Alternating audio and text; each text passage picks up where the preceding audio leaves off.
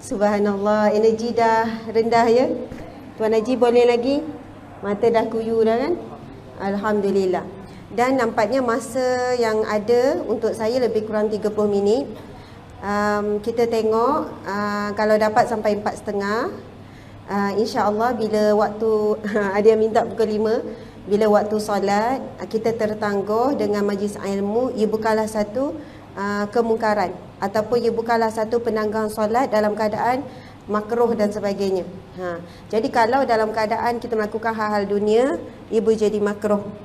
Kalau tinggal tu kita fahamlah haram. Jadi bila bertemu dengan ini juga tuntutan dalam agama berada di majlis ilmu, jadi insya-Allah. Begitu juga bila dengar laungan azan pun boleh je kita teruskan majlis ilmu dan sebagainya. Okey. Jadi dah mula ke? Dah. Okey. Alhamdulillah, saya akan bawakan tajuk. Jadi kita terus sebab masa tak panjang. Saya tahu ramai orang yang berminat dengan tajuk Asmaul Husna ni.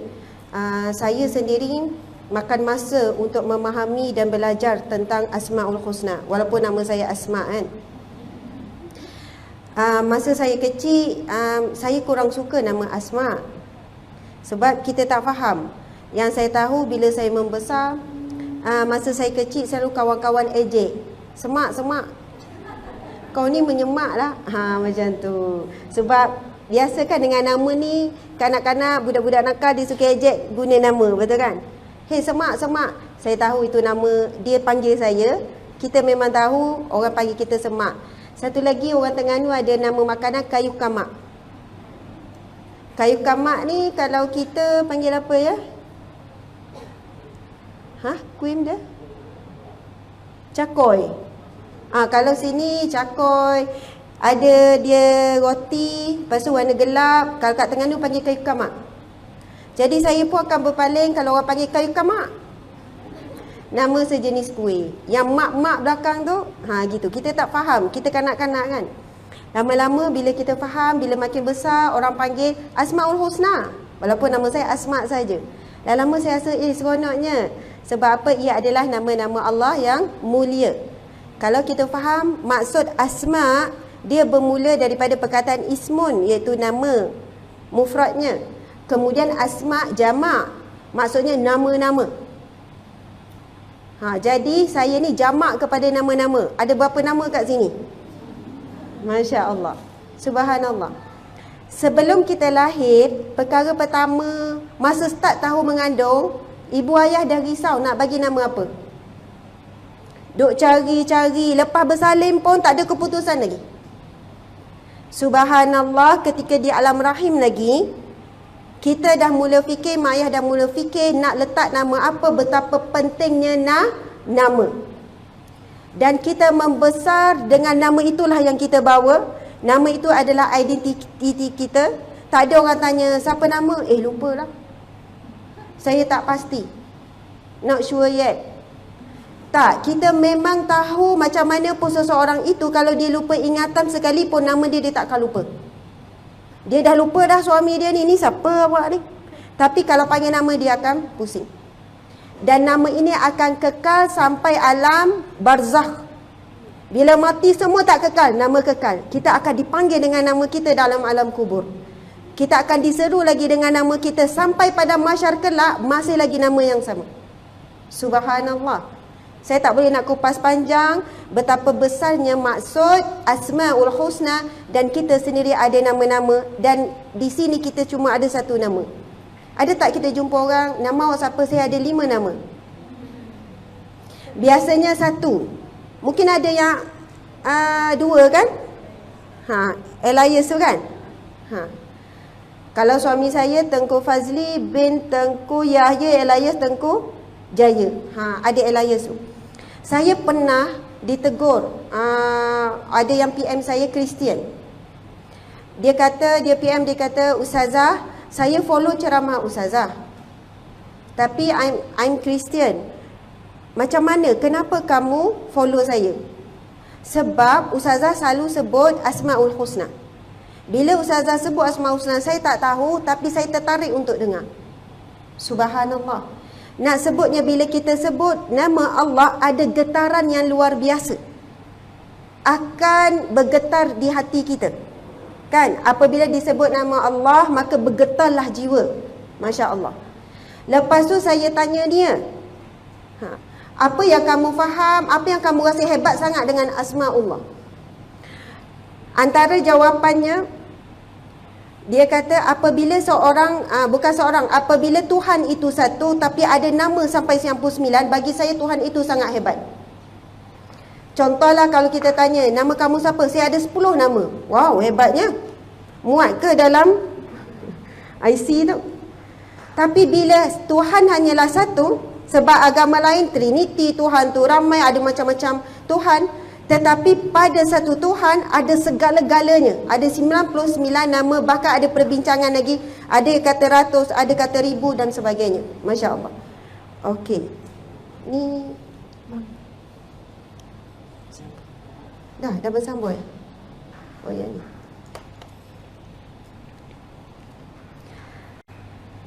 Okey, kita mula. Asmaul Husna, teraputik keluarga syurga. Ini firman Allah Subhanahu wa taala. Auzubillahi minasyaitonirrajim. Allahu la ilaha illa huwa lahul asmaul husna. Allah, tiada Tuhan yang berhak disembah melainkan Dia, baginya lah segala nama yang baik. Asmaul husna.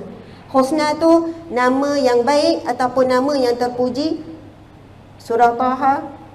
Kemudian firman Allah lagi, walillahil asmaul husna fad'uhu biha wa zarul ladzina yulhiduna fi asma'i sayujzauna ma kanu ya'malun. Yang bermaksud hanya milik Allah nama-nama asmaul husna, maka bermohonlah kepadanya dengan menyebut nama-nama asmaul husna itu dan tinggalkanlah orang yang menyimpang dari kebenaran, nanti mereka akan mendapat balasan terhadap apa yang telah mereka kerjakan. Saya kumpulkan beberapa ayat Al-Quran tentang Asma'ul Husna. Sebab Asma'ul Husna ni memang disebut dan diperintahkan oleh Allah. Ia satu kewajipan bagi hamba-Nya, iaitu kita, untuk beramal, untuk belajar dan memahami Asma'ul Husna. Seterusnya firman Allah yang bermaksud, Dialah Allah yang menciptakan, yang mengadakan, yang membentuk. Okey, cuba kira ada berapa nama Allah di sini? Satu, Allah ya Khaliq. Yang kedua, Allah ya Barik. Yang ketiga, Allah ya Musawwir. Allah ya Khaliq, Allah yang maha menciptakan, Allah yang maha mengatur. Ya Musawwir, Allah yang maha kreatif, yang maha membentuk. Lahul asma'ul husna, yusabbihu lahu ma fis samawati wal ard wa huwal azizul hakim. Allah ya Aziz, Allah ya Hakim, bijaksana, Allah yang maha perkasa, Allah yang maha mulia. Ada berapa nama Allah di sini? 1, 2, 3, 4. Allah nama Allah. 5, 6. Subhanallah. Okey, seterusnya firman Allah Subhanahu wa taala yang bermaksud, serulah nama Allah atau Ar-Rahman yang mana saja kamu serukan, kerana baginya lah nama-nama yang baik, dan janganlah kamu menyaringkan bacaan solatmu, dan janganlah kamu perlahankannya. Maksudnya baca sedang-sedang sahaja, dan gunakanlah sahaja satu cara yang sederhana antara itu. Cuba kita tengok ada berapa nama Allah di sini? Allah, Ar-Rahman. Ada 2 nama Allah. Okey, seterusnya. Ini hadis Nabi SAW, dalil. Mana yang dapat, mana dalilnya yang mengatakan kita perlu ataupun Asmaul Husna tu ada berapa? Inilah dalilnya daripada Sahih Bukhari. Inna Allah tis'ata wa tis'ina isman mi'atan illa wahidan man ahsaha dakhala jannah. Yang bermaksud, sesungguhnya bagi Allah Subhanahu wa taala 99 nama, 100 kecuali satu, barang siapa menghafalnya akan masuk syurga. Man ahsaha, perkataan ahsaha di sini, siapa yang menghafalnya akan masuk syurga. Siapa yang jamin? Rasulullah sallallahu alaihi wasallam. Rasulullah menyampaikan kepada hadis ini adalah wahyu, maksudnya datangnya daripada Allah. Dan ramai yang salah faham dengan perkataan ahsaha, iaitu menghafalnya. Sebab itu masyarakat kita masih lagi ramai, masih lagi kekal dengan melagukan Asmaul Husna. Kita pun macam pagi tadi lah, nas'aluka ya man huwallah ataupun sekali sehari dia melagukan Asmaul Husna, ataupun dikata saya dah hafal Asmaul Husna, insya-Allah terjamin syurga.